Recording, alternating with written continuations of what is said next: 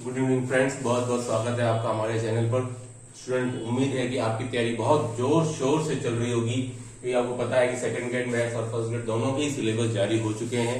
थोड़ा बहुत minorly difference है। स्टूडेंट, आज की वीडियो हम डिस्कस करेंगे, बहुत ही इंपॉर्टेंट वीडियो है।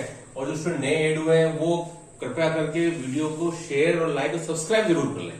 बहुत ही इंपॉर्टेंट, मैं आपके सामने इन्फॉर्मेशन साझा करता रहता हूं। इसी कड़ी में आज बहुत ही इंपॉर्टेंट वीडियो है कि कई स्टूडेंट के मैसेज आते रहते हैं कि स्टूडेंट कि सर, जो हमारा ग्रेजुएशन पार्ट में, जो आपके स्नातक पार्ट में कैलकुलस जो टॉपिक है, पहले से ही ये आपके लिए आगे कुआ और पीछे खाई वाला टॉपिक बना हुआ था। ये कैलकुलस पहले से इसमें 6 टॉपिक इंक्लूडेड थे और क्वेश्चन आ रहे थे 5।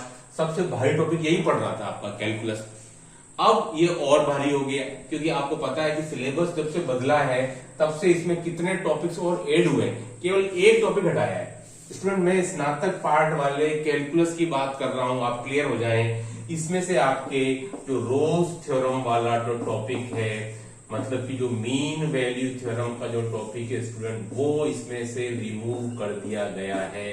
जहां से कि एक क्वेश्चन कभी कभार आ जाता था, कभी कभार उसका उतना वेटेज भी नहीं पड़ता था क्योंकि वो 11th-12th में भी था, वो वहां से आ जाता था, तो यहां से वो वैसे ही नहीं आता था।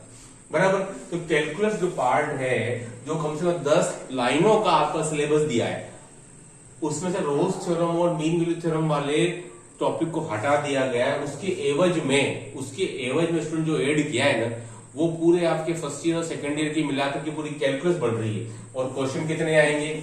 जस्ट 4, केवल 4 प्रश्न। अब बड़ी बात यह है कि उन 4 प्रश्न के स्टूडेंट हमारे पास में कम से कम 12 टॉपिक हैं। कितने टॉपिक हैं? 12 टॉपिक है। तो सबसे बड़ा अनसर्टेनिटी यहीं से शुरू होती है कि 4 क्वेश्चन आने हैं, टॉपिक 12 है, तो कौन सा छोड़ें और कौन सा करें, क्योंकि क्वेश्चन तो 4 ही आने हैं। ये सबसे बड़ी बात है स्टूडेंट। तो आज अपन डिस्कस करेंगे मेरे हिसाब से वो कौन से टॉपिक हो सकते हैं इन 12 में से इंपॉर्टेंट, जो कि आपको तैयार करनी चाहिए। उसके ऊपर ये वीडियो है जो आपकी कुछ मदद कर पाएगा। जहां तक मेरा अनुमान है कि वो 4 क्वेश्चन मेरे ख्याल से कहां से आने चाहिए और आपको उन टॉपिक पर ज्यादा वेटेज देना चाहिए एज कंपेरेटिवली अदर। ठीक है, ये मैं आपको कह रहा हूं कि मेरे हिसाब से कहां से क्वेश्चन बन सकता है। तो नंबर 1 स्टूडेंट, मेरे हिसाब से अभी भी आंशिक अवकलन सबसे पहला टॉपिक है, जो बड़ा ही मेरे हिसाब से वो अभी भी हॉट टॉपिक है। पार्शियल डिफरेंशिएशन, जहां से क्वेश्चन बनना चाहिए। नंबर 2 पे स्टूडेंट अनंत स्पर्शी। आप इन 2 टॉपिक को तो छोड़िएगा नहीं, इन 2 को तो आप पकड़ के रखिएगा ही। पहले भी इनसे एक क्वेश्चन बनता ही था, कभी ऐसा नहीं हुआ कि क्वेश्चन छूट गया, अभी भी नहीं छूटेगा। या तो मेरा अनुमान है ना, कि मैं इन दोनों के फेवर में हूं अभी भी, पार्शियल डिफरेंशिएशन और एसिम्प्टोट्स। बाकी की मैं कुछ नहीं कह सकता हूं कि मैक्सिमम मिनिमम ऑफ 2 वेरिएबल्स पहले भी अनसर्टेनिटी वाला था, आता है नहीं आता है, अभी भी वही रहेगा। बीटा गामा फंक्शन का भी स्टूडेंट कोई फिक्स नहीं था, आता है नहीं आता है, अभी भी वही स्थिति है। फिर डबल और ट्रिपल इंटीग्रल स्टूडेंट, वो नंबर 3 पर रहेगा आपका मेरे ख्याल से, डबल एंड ट्रिपल इंटीग्रल। तो स्टूडेंट, जो 4 क्वेश्चन बनने चाहिए उसमें से 3 तो मैंने आपके सामने बता दी, जो मेरे हिसाब से है, अकॉर्डिंग टू माई एक्सपीरियंस। ठीक है, पार्शियल डिफरेंशिएशन आपको तैयार करना है, छोड़िएगा मत। अनंत स्पर्शी एसिम्प्टोट्स तैयार करना है, छोड़िएगा मत। डबल और ट्रिपल इंटीग्रल तैयार करना है, छोड़िएगा मत। और इस बुलावे में भी मत रहिएगा कि क्वेश्चन 4 ही आएंगे, उससे क्वेश्चन स्टूडेंट 5 भी आ जाए। मैं क्या कह रहा हूं आपको कि 5 भी आ सकते हैं। ऐसे कोई हार्ड एंड फास्ट, कोई पत्थर की लकीर वाली स्थिति नहीं है। पहले भी ऐसा होता आया है आरटीसी के पेपर्स में कि जितना जो दे रखा होता है उससे बियॉन्ड +-1 चलता है।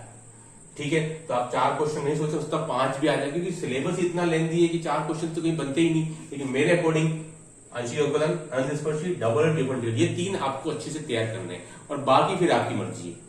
ये 3 तो आप तैयार कर ही लेना अच्छे से, इनको मत छोड़ना। ये पहले भी इंपॉर्टेंट थे, क्वेश्चन कभी इनसे स्किप हुआ ही नहीं आज तक, और अभी भी मुझे तो चांस कम लग रहा है। इसके अलावा आपको जो बच गया है कर्वेचर, वक्रता, वो भी इंपॉर्टेंट टॉपिक है। फर्स्ट ग्रेड में क्वेश्चन वहां से बनता ही बनता है हमेशा। उसके अलावा आपका चाप, क्षेत्रकलन, आयतन, उससे भी क्वेश्चन पहले वो आरएस के सिलेबस में था, लेकिन इस बार से ये जो मैं आपको बता रहा हूं रेक्टिफिकेशन है और वॉल्यूम है और आपका जो लेंथ ऑफ आर्क है, ये स्टूडेंट पहले आपके फर्स्ट ग्रेड सिलेबस में भी नहीं थे, ये आपके आरएस प्री के सिलेबस में हुआ करते थे एक टाइम पर, आरएस प्री और आईएस प्री, वहां से एज इट से उठ करके आ गया। उस समय ये बहुत इंपॉर्टेंट थे आरएस प्री के सिलेबस की। मैं अगर बात करूं, थोड़ा सा मैं आपको काम सिंपल कर देता हूं अगर आप इन टॉपिक्स पे जाना चाहते हो। कौन कौन से?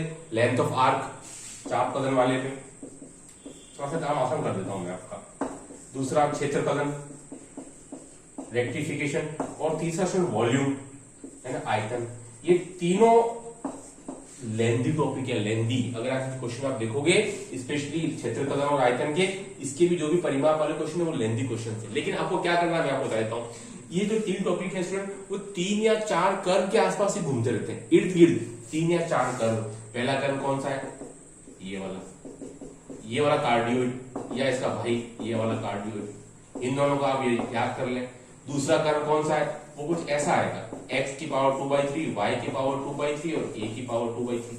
या फिर इसी का दूसरा रूप स्टूडेंट ये होता है, a cos क्यूब t और y इक्वल टू स्टूडेंट a sin क्यूब t। एक तो ये वाला कर्व आप अच्छे से ध्यान कर लें। इसी कर्व, इन दोनों कर्व के लिए चाप कलन, क्षेत्र कलन और आयतन निकाल लें। इसी कर्व के लिए ये तो आपका हो गया पैरामीट्रिक फॉर्म में, ये आपका हो गया कार्टेशियन फॉर्म के अंदर, ठीक है।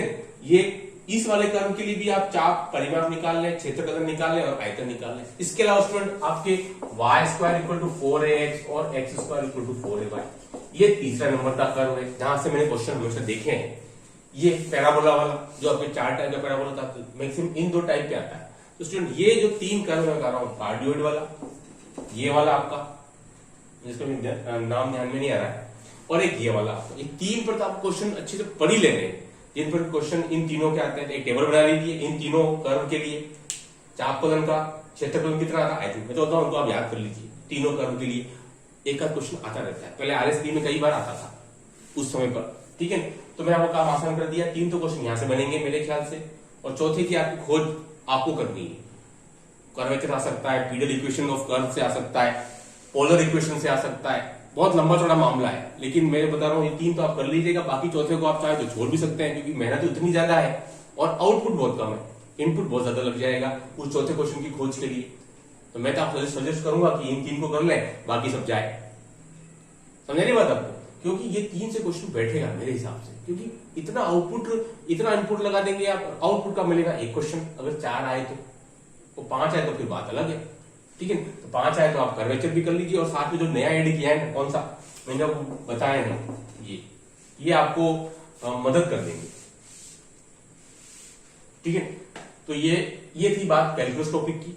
एक एक टॉपिक की मैं बात करता रहूंगा, जो नए सिलेबस में ऐड हुआ उसके अकॉर्डिंग इन 3 टॉपिक को तैयार कर लीजिए अच्छे से। बाकी फिर आपकी मर्जी है, चौथे की खोज आपको करनी है या नहीं करनी है, या आप तीनों से संतुष्ट होकर के नया टॉपिक शुरू कर सकते हैं मेरे ख्याल से।